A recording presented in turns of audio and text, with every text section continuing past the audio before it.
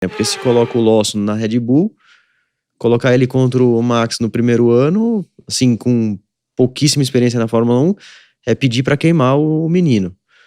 E o Tsunoda, né, o Tsunoda me parece um pouco que ele é um pouco fraco de cabeça, tanto que ele está sempre se comparando, né, ele achou que o De Vries ia entrar e ia andar melhor que ele acha que o Ricciardo é melhor em algumas áreas, então ele tá sempre assim, parece que ele é um pouquinho inseguro, que talvez afete um pouco o resultado final dele. Então, vamos ver, eu de uma forma geral acho que hoje o próprio Ricciardo, mesmo não sendo o Ricciardo de antigamente, ainda, na minha opinião, é melhor que um Pérez na Red Bull. Eu acho que sim.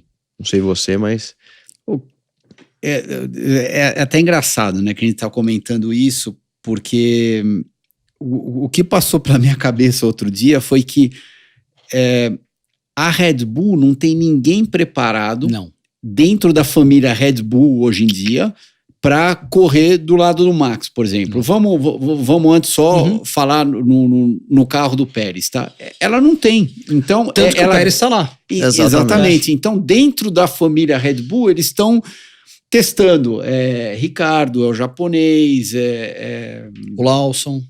Isso. O Lawson, mas se você perguntar para mim, tem algum desses que estaria 100% pronto para correr junto com o Max? Não tem.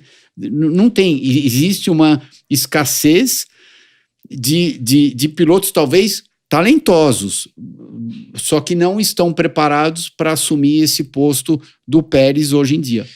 Que convenhamos, a Red Bull, na verdade, ela quer um piloto que seja bom o suficiente para ser vice-campeão, né? Porque pegar um piloto para incomodar o Max muito a ponto de criar, né, briga dentro da equipe também não é o ideal para eles. Agora, o Pérez hoje tá a ponto de perder o segundo lugar. A gente tava discutindo exatamente sobre né? isso então, assim, uns 3 episódios atrás.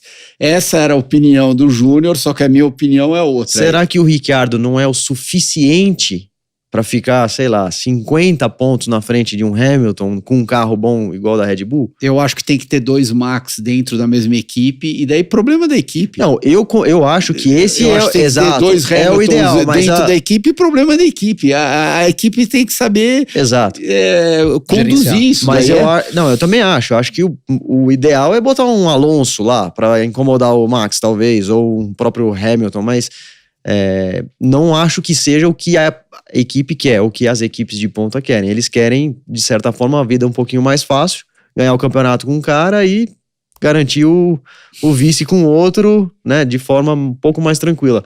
Que agora não é o caso, né, do Pérez. O Pérez tá struggling, né, tá tendo dificuldade ali para... Imagina, o Max larga de sexto, ganha a corrida e ele não consegue passar ali de quinto, quarto, quinto, sexto. Não é que ele tá em terceiro, segundo ou terceiro, ele tá em quarto, quinto, ou mais pra trás, então... Foram 8 provas que ele não foi pro Q3. Então, será que o Max tem quase o dobro de pontos, não tem exatamente o dobro, mas é quase o dobro de pontos. O Max teria ganho construtores sozinho, né? Sim, isso. Então você vê que a diferença é muito grande. Aí a pergunta é, será que talvez o Lawson tem talento e eventualmente vai estar preparado para esse lugar, mas pro ano que vem, será que não vale a pena? Até porque o Ricciardo é um cara que traz um marketing muito bom para a equipe, né? É um cara bom com a mídia, com a televisão.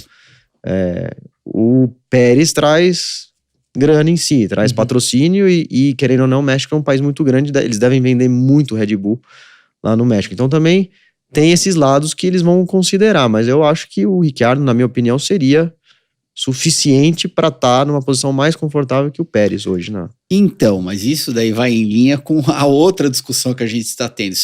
A palavra que você acabou de citar agora é uma palavra-chave, né? Seria o suficiente. Só que tá todo mundo levando essa situação, tipo, eu acho que taking it for granted, como é que fala em português? Ai, caramba. Eu não sei nem como que é em inglês, quanto mais em português. Tá bom, mas, enfim, porque não tem nenhuma outra equipe fazendo frente... Ninguém tá segurando ali, de frente, batendo de igual para igual. Exatamente, fazendo frente para a Red Bull, porque se tivesse outra equipe fazendo frente para a Red Bull agora, eu não sei se eles estariam com essa cabeça, com essa mentalidade de o suficiente. Por que não? Daí eles realmente precisariam de outro Max dentro do carro, ou parecido, para ganhar o Mundial de Construtores. Só que eles estão entrando nessa vibe agora. Vamos experimentar que esse é o suficiente para a gente, porque eles têm esse luxury, né? Exatamente. Então, a Mercedes não está boa o suficiente para andar à mesma altura da Red Bull até agora. Eles estão melhorando. A Ferrari não está boa o suficiente. A McLaren melhorou bastante, porque se tivesse uma disputa de Mundial de Construtores entre 4 equipes, sim, uma disputa feroz, você pode ter certeza que essa sinergia toda deles e quem vai ser o segundo piloto seria completamente diferente. Eu acho também interessante a gente olhar a Mercedes em alguns momentos, né? Tem provas que o Russell tá mais forte que o Hamilton e tem provas que ele tá bastante distante do Hamilton. Então, os próprios pilotos da Mercedes não estão tendo uma constância com relação ao que eles podem extrair do carro.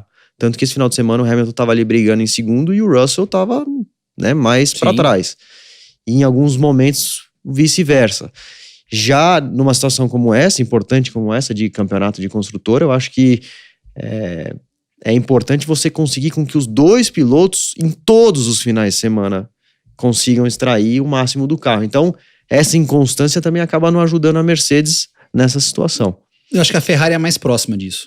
Eu acho que os dois andam mais próximos. Só que a Ferrari acaba sempre atrás de todas. Pisando na bola de alguma forma, é clássico. A Ferrari sempre... Ferrari fazendo ferrarices. Exatamente. Como sempre. Se você perguntar pra mim quem que seria o cara perfeito hoje em dia... Quem que é o cara perfeito hoje em dia? Perguntei. Pra uma temporada? Não, uma temporada você já falou, Alonso. Não, você faz há 15 semanas você fala Alonso. Tá bom.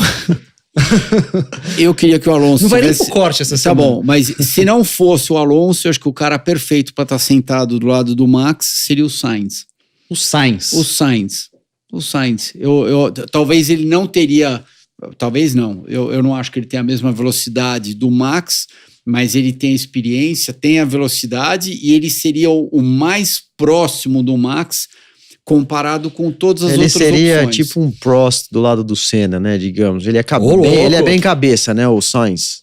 Em termos de ele não tem a velocidade, mas você vê que o GP de Singapura onde ele é inteligente. Ele é inteligente, é um cara que pensa durante a corrida e me surpreende ele tá andando tão próximo do Leclerc, porque o Leclerc é um cara que a gente sabe acelera.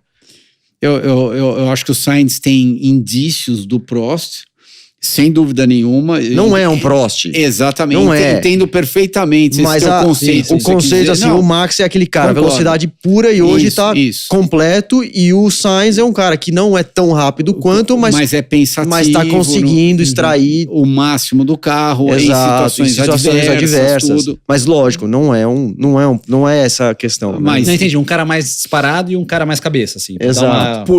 Por isso que eu acho que ele funcionaria atualmente lá na Red Bull para tapar essa lacuna. E eles já foram companheiros no começo da carreira do Max na Fórmula 1. No começo da carreira dos dois, né? Dos dois. E no começo eles batiam. O Max um pouquinho na frente, mas o Max muito jovem. Na frente no ano. E o Max muito jovem naquela época, jovem. Mas era bem mais próximo do que em algumas outras, do que Max e outros pilotos.